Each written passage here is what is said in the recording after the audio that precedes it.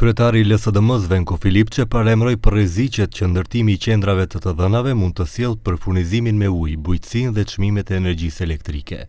Ai tha se qendrat do të konsumojnë sasi të mëdha uji dhe energjie, duke rritur shqetësimin nëse fermerët mund të përballen me mungesë uji dhe nëse do të nevojitet import shtesë i energjisë. Понатаму, овие дата центри трошат огромен капацитет на струја. Дали тоа значи дека поради тоа што струјата ќе се троши повеќе, ќе поскапи?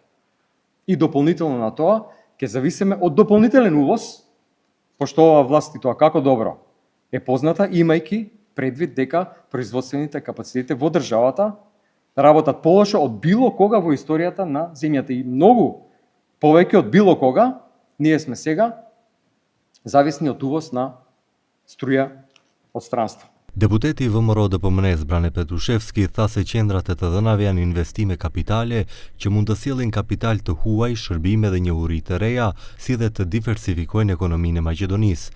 Sipas tij, vendi nuk duhet ta humbas revolucionin e ri industrial, ndërsa investimet në qendrat e të dhënave mund të pozicionojnë Maqedoninë si një hub rajonal për teknologjinë cloud, inteligjencën artificiale dhe sigurinë kibernetike. Dhe po, qendrat e të dhënave konsumojnë shumë energji. Pikërisht për këtë arsye duhet t'i shfrytëzojmë si katalizator për një infrastrukturë të re energjetike. PPA-t me energji të rinovueshme, sistemet e baterive për ruajtjen e energjisë dhe menaxhimi i zgjuar i konsumit mund të nxisin investime të reja në burime të rinovueshme dhe modernizimin e rrjetit elektroenergjetik. Socialdemokratët në opozit paralajmërojnë për ndikimin mjedisor, veçanërisht për ujin e ngrohur që përdoret për ftohjen e qendrave dhe pasojat e mundshme për lumenjt dhe biodiversitetin nga data qendrat. Gjërsa VMRO DPMNE në pushtet ri përsërit se ato thjesht duhet të planifikohen mirë dhe të jenë në përputhje me të gjitha standardet e përcaktuara.